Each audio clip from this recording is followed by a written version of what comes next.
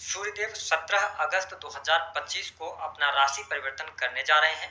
तो सूर्य के राशि परिवर्तन का प्रभाव कुंभ राशि वालों पर किस प्रकार से पड़ने वाला है, आने वाले 30 दिनों में सूर्य के प्रभाव के कारण आपके जीवन में किस प्रकार के बदलाव होंगे, कौन सी महत्वपूर्ण घटनाएं घटित होंगी, विस्तार से इस वीडियो में हम चर्चा करेंगे। तो चलिए वीडियो की शुरुआत करते हैं और सबसे पहले ये जानते हैं कि सूर्य का यह जो गोचर है यह कब से लेकर कब तक के लिए हो रहा है। तो देखिए, सूर्यदेव 17 अगस्त 2025 को चंद्रमा की कर्क राशि से निकलकर अपने स्वयं की राशि सिंह राशि में प्रवेश करेंगे और यहाँ पर आगामी 17 सितंबर 2025 तक गोचर करने वाले हैं। हमारे ज्योतिष शास्त्र में सूर्य को बहुत ही महत्वपूर्ण ग्रह माना जाता है। सूर्य ग्रहों के राजा हैं। सूर्य को उत्पत्ति, मान सम्मान, सरकारी क्षेत्र, राजनीतिक क्षेत्र, पद, प्रतिष्ठा, यश, कीर्ति, शरीर में पाए जाने वाली हड्डियां, इम्यून सिस्टम, आंख, इन सभी चीजों का इनको कारकत्व प्राप्त है। तो कुंभ राशि वालों, सूर्य का यह गोचर 17 अगस्त को जैसे ही होगा तो आपके सप्तम भाव में सूर्य का यह गोचर होने जा रहा है, जहां पर सिंह राशि आती है आपके सप्तम भाव में और केतु देव पहले से विराजमान है। तो 17 अगस्त को जैसे सूर्य सिंह राशि में पहुंचेंगे, प्रवेश करेंगे, वैसे सूर्य केतु की युति बन जाएगी। और इस युति के दौरान महत्वपूर्ण बात यह रहने वाली है कि 30 अगस्त 2025 को बुध भी आपके सप्तम भाव में गोचर करेंगे और 15 सितंबर तक सूर्य, बुध और केतु की युति बनेगी। तो निश्चित तौर पर सूर्य का यह गोचर कुछ मामलों में आपके लिए अत्यंत लाभकारी रहने वाला है, वही कुछ मामलों में थोड़ा सा आपको सावधानी रखनी पड़ेगी, क्योंकि सप्तम भाव जो होता है वह साझेदारी का है, आपके जीवन साथी का है, पार्टनरशिप का, बिजनेस व्यापार का माना जाता है, पब्लिक डीलिंग का भाव होता है। तो ऐसी स्थिति में आप देखेंगे कि इस समय अवधि के दौरान कार्य व्यवसाय से जुड़े जातकों के लिए सूर्य स्व राशि के रहेंगे तो आपको बहुत अच्छा लाभ देंगे। अगर आप कोई इंडिविजुअल बिजनेस करते हैं तो आपको उस बिजनेस में लाभ होगा।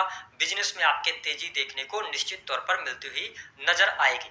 पहले से यदि आप साझेदारी के कार्यों में हैं तो साझेदारी के कार्यों से भी आपको लाभ मिलेगा, लेकिन थोड़ा बहुत मिसअंडरस्टैंडिंग क्रिएट हो सकती है। सप्तम भाव में सूर्य के गोचर करने की वजह से पति पत्नी के बीच संबंध ओवरऑल अच्छी स्थितियों में हैं, लेकिन ध्यान रखिएगा ईगो की वजह से क्लैशेस होंगे। दूसरी बात यह है कि जैसे 30 अगस्त को बुध देव यहाँ पर राशि परिवर्तन करके आपके सप्तम भाव में आएंगे तो जो लोग एक्स्ट्रा मैरिटल अफेयर में हैं उनको लेकर परेशानी हो सकती है या आप एक्स्ट्रा मैरिटल अफेयर की तरफ बढ़ सकते हैं। 30 अगस्त से लेकर 15 सितंबर तक थोड़ा सा सावधानी रखिएगा। हालांकि अगर इस समय अवधि को आप निकाल ले जाते हैं तो कुल मिलाकर परिस्थितियां बेहतर हैं और साथ ही जीवन साथी का सहयोग, उनसे राय परामर्श लेकर अगर आप इस समय अवधि के दौरान काम करेंगे तो आपको लाभ निश्चित तौर पर देखने को मिलेगा। हालांकि काम कारोबार में यदि आप किसी नए कार्य व्यवसाय की शुरुआत करना चाहते हैं, कहीं नए जगह पर आप बड़ा अमाउंट इन्वेस्ट करना चाहते हैं तो इस समय अवधि के दौरान न करें तो आपके लिए बेहतर रहने वाला है। हालांकि शिक्षा के मामले के लिहाज से यह गोचर आपके लिए शानदार रहेगा। जो स्टूडेंट हैं, विद्यार्थी हैं, उनकी पढ़ाई लिखाई अच्छी रहने वाली है। आपके आत्मविश्वास में वृद्धि भी होगी। लेकिन सूर्य जब सप्तम भाव से गोचर कर रहे हैं तो इनकी 7वीं दृष्टि का प्रभाव आपके प्रथम भाव पर भी रहेगा। हालांकि देवगुरु बृहस्पति की भी दृष्टि है, तो कुल मिलाकर हम कह सकते हैं कि स्वास्थ्य में कोई बहुत बड़ी गड़बड़ी, कोई बहुत बड़ा निगेटिव इंपैक्ट नहीं पड़ेगा। लेकिन हाँ, शनि की 7.5 के अंतिम चरण में आप चल रहे हैं तो थोड़ा सा तनाव, चिंताएं आपकी बढ़ सकती हैं, आप में क्रोध की अधिकता रह सकती है, तो इसका आपको ध्यान रखने की आवश्यकता रहेगी। नौकरी पेशा जीवन में यदि आप हैं, सरकारी क्षेत्र से जुड़े हैं तो सरकारी क्षेत्र से आपके लिए लाभकारी योग बने हैं। कार्यस्थल पर मान सम्मान आपको प्राप्त होगा, आपकी ख्याति बढ़ेगी, वरिष्ठ अधिकारियों का सहयोग और समर्थन निश्चित तौर पर आपको प्राप्त होने वाला है।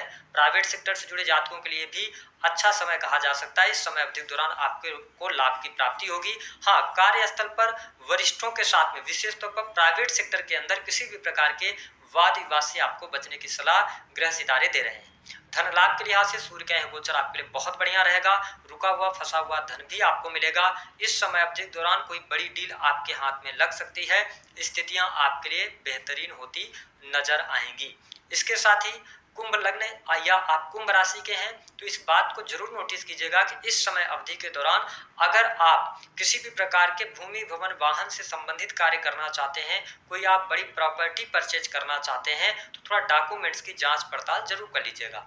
इसके अतिरिक्त जो लोग विदेशी भूमि से जुड़े हैं तो विदेशी भूमि से आपको लाभ प्राप्त होगा, आपके इनकम में वृद्धि होगी, बड़े भाई बहनों के साथ संबंध आपके बेहतर रहने वाले हैं, उसमें अनुकूलता निश्चित तौर पर आपको देखने को मिलेगी। अगर आप विदेश यात्रा करना चाहते हैं तो भी समय आपके लिए अनुकूल रहने वाला है। इस समय अवधि के दौरान भाग्य का सहयोग आपको देखने को मिलेगा, साथ ही गुरुजनों का भी सपोर्ट आपके साथ में रहेगा। और अगर आप एजुकेशन सेक्टर से जुड़े हैं, किसी भी प्रकार के स्कूल संस्था वगैरह चलाते हैं, तो आपके लिए यह गोचर फायदेमंद सिद्ध होने वाला है। सिर्फ और सिर्फ कुंभ लग्न या आप कुंभ राशि के हैं तो 2-3 बातों का इस गोचर अवधि के दौरान ध्यान रखने की आवश्यकता रहेगी।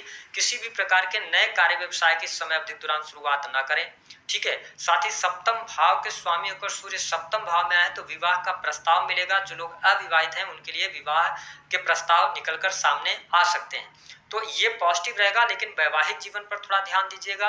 और दूसरा, निवेश करते समय सावधानी रखनी है, किसी नए कार्य व्यवसाय की शुरुआत नहीं करनी है। ओवरऑल हर प्रकार से, हर लिहाज से यह गोचर आपके लिए फायदेमंद सिद्ध होता नजर आएगा।